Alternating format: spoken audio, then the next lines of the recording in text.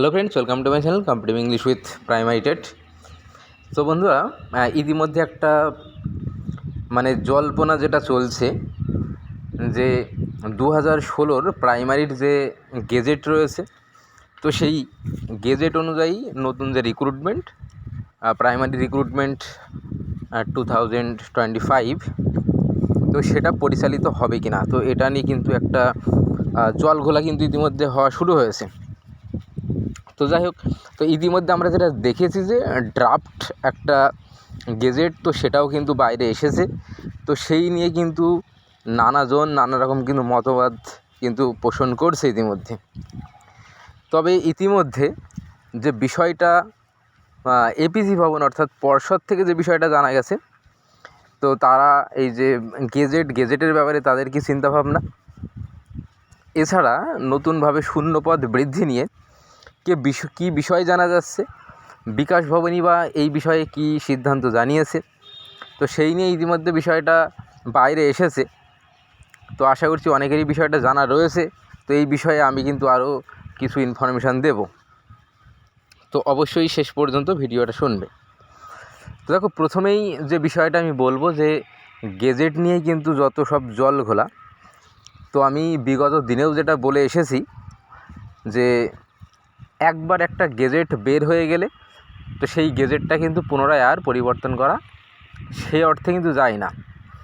যেটা আমরা প্রাইমারির ক্ষেত্রে যদি দেখি, প্রাইমারির যে ইতিহাস রয়েছে আমাদের রাজ্যের ক্ষেত্রে, তো গত নিয়োগ অর্থাৎ 2022-এর যে রিক্রুটমেন্ট হয়েছে, তো সেক্ষেত্রেও কিন্তু আমরা লক্ষ্য করেছি সেখানে প্রথমে 2022-এর যে 22 নিয়োগের যে গেজেট, তো সেটা কিন্তু চলে আসা হয় এবং সেটাও অ্যামেন্ডেড আপ টু ডেট। তো এই বিষয়টা কিন্তু ছিল। তো অ্যামেন্ডেড আপ টু ডেট এই বিষয়টা যখন থাকবে, মানে সেই দিন পর্যন্ত, যেদিন গেজেটটা অ্যাকচুয়ালি পাবলিশ করা হয়েছে, তো সেই দিন পর্যন্ত যেসব পরিবর্তনগুলো আর কি করা হয়েছে, তো সেটা হিসাবেই কিন্তু ধরা হয় নিয়ম অনুযায়ী। আমরা 2022-এর নিয়োগের ক্ষেত্রেও আমরা দেখেছি। তো যাই হোক, তো এখন এই বর্তমান সময়েও আমরা যেটা লক্ষ্য করছি যে ইতিমধ্যে পর্ষদ একটা গেজেট নোটিফিকেশন কিন্তু 25 তারিখে দিয়েছে। তো সেই জায়গায় দাঁড়িয়ে এটা কিন্তু একটা ভালো বিষয় কিন্তু রয়েছে, যারা এই নিয়োগে অংশগ্রহণ করেছে এবং যারা চাইছে যে একাডেমিকটা থাক, তো তাদের জন্য কিন্তু এটা একটা ভালো পয়েন্ট, একটা ভ্যালিড পয়েন্ট রয়েছে। তো তারা কিন্তু অনেকটা এগিয়ে। আচ্ছা, এইবার এই জায়গায় দাঁড়িয়ে যারা অ্যাকচুয়ালি চাইছে যে এই যে গেজেট এটা যেন না থাকে, নতুন করে যে ড্রাফট গেজেট যেটা ইতিমধ্যে বাইরে এসেছে, তো যেটা নিয়ে কিন্তু এত জল্পনা কল্পনা, তো তার যে অবসান, তো সেটা এক প্রকার কিন্তু যে পর্ষদ থেকে, তো তার অবসান কিন্তু এক প্রকার করা হয়েছে। তো তারপরেও যেন অনেকের যে একটা ভ্রান্ত ধারণা বা অনেকের যে একটা সংশয় যে আদৌ হবে কিনা, তো সেটা কিন্তু এখনও পর্যন্ত কমেনি, যে বিষয়টা আমরা লক্ষ্য করছি। তো দেখো, তো এটা প্রথমত আইনি দিক থেকে বিষয়টা হয় না, কারণ বিগত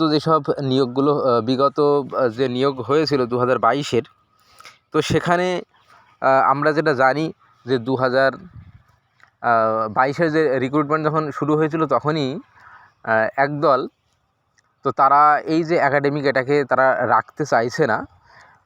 তো তাদের দাবি ছিল যে নতুন পুরানো তো সবাইকে এক ছাতার নিচে নিয়ে আসা, অর্থাৎ নিয়োগের ক্ষেত্রে তারা যেন একটা সমান একটা সুবিধা পায় বা একটা সাম্যতা আনার চেষ্টা করা হয়েছিল।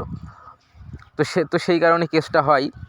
তো এখানেও কিন্তু শেষ পর্যন্ত মৈত্র কমিটির যে রিপোর্ট, সেটাও দেওয়া হয়েছিল এবং শেষ পর্যন্ত সেটা কিন্তু কার্যকরী হয়নি। তো শেষ পর্যন্ত যে 2014-র যে রিক্রুটমেন্ট রুলস, তো সেটাতেই কিন্তু 2016-র যে রিক্রুটমেন্ট রুলস, তো সেটাতেই কিন্তু নিয়োগ হয়েছিল। তো এটা আমরা সবাই জানি। তো এই যে বর্তমান যে রুলস, অর্থাৎ যে রিক্রুটমেন্ট রুলস ইতিমধ্যে প্রকাশ করেছে পর্ষদ, তো এখানে যে বিষয়টা উঠে আসছে সেটা হলো যে একটা নিয়োগ প্রক্রিয়া যেটা শুরু হওয়ার জন্য গেজেট দেওয়া হয়ে গেছে, তো তারপরে কিন্তু চেঞ্জ করা সেইভাবে সম্ভব হয় না। তো এই নিয়ে কিন্তু একটা সুপ্রিম কোর্টের একটা রায়ও রয়েছে।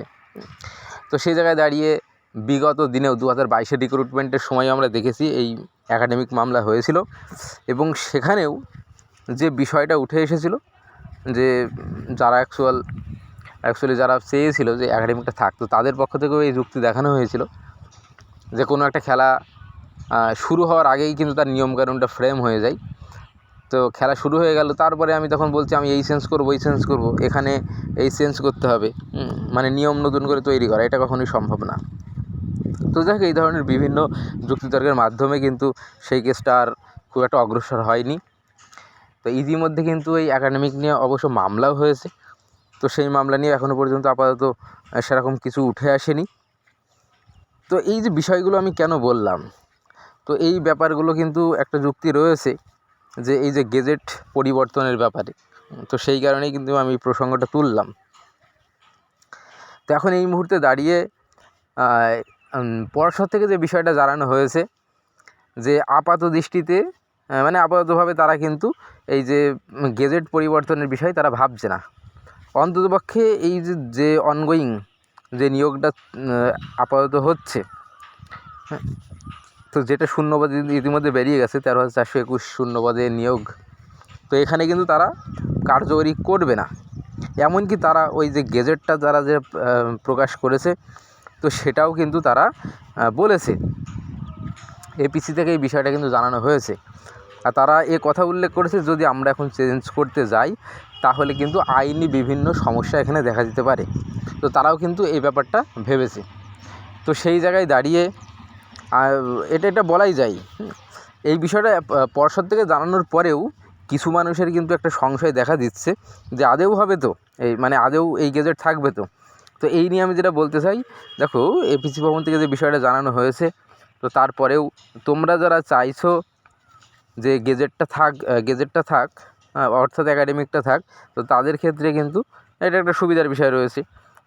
তো পর্ষদ থেকেও বিষয়টা জানানো হয়েছে যে আইনি যেসব বিষয়গুলো রয়েছে বা কিছু প্রতিনিধি দল 2022 এবং 23 স্টেট পাস থেকে তারা যে পর্ষদে গেছিলো, তো তারাও কিন্তু মানে কয়েকটা বিষয় কিন্তু তারাও তুলে ধরেছে যে যদি এই গেজেটটাকে চেঞ্জ করা হয় তাহলে কিন্তু আবার আইনি সমস্যা দেখা দিতে পারে। এই বিষয়গুলো আর কি তারা তাদের মতো বলেছে। তো এই হলো বিষয়। আর যে একটা ভ্যাকেন্সি যে বিষয় রয়েছে, আমরা যেটা দেখেছি যে ইতিমধ্যে যে এসএসসি, তো এসএসসির ক্ষেত্রে কিন্তু কিছু ভ্যাকেন্সি কিন্তু বাড়ানো হয়েছে। তো তার যে অনুমোদন সেটা কিন্তু করা হয়েছে।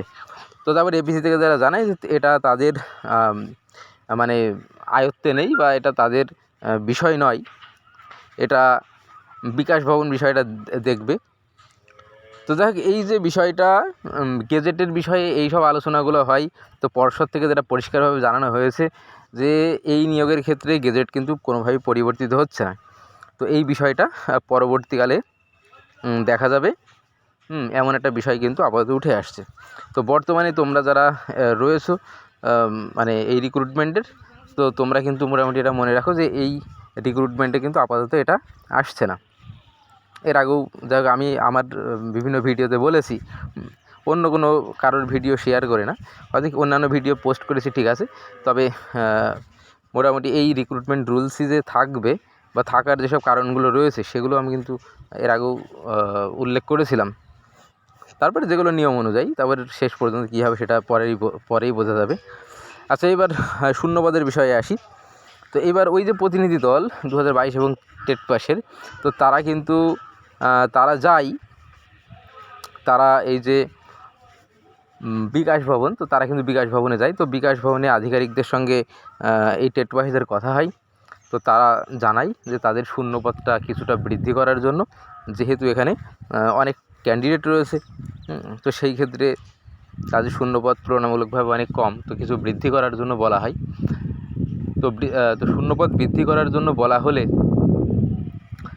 যে বিষয়টা বিকাশ ভবনের আধিকারিকদের পক্ষ থেকে বলা হয়েছে যে এই যে শূন্যপদ বৃদ্ধির বিষয়, এটা কিন্তু পুরোপুরিভাবে এটা যে অর্থ দপ্তর রয়েছে, তো তারাই কিন্তু এটা অর্থ দপ্তর কিন্তু এই বিষয়গুলো রেকমেন্ড করে থাকেন বা তারা এইগুলোকে ছাড়পত্র দেয় যে আর এই নিয়োগের ক্ষেত্রে আর যে শূন্যপদ সেটা দেওয়া যাবে কি না।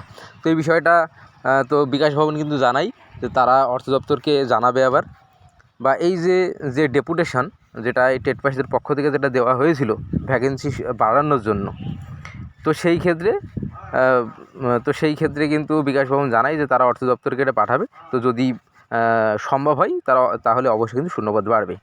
আর এই যে ক্যান্ডিডেট এরা কিন্তু বিকাশ ভবনে যে ওই যে গেজেটের বিষয় সেটাও জানাই, তো এই গেজেটটা যেন পরবর্তী থেকে মানে কার্যকরী করা হয়, তো সে বিষয়েও তারা কিন্তু আশ্বাস দিয়েছে।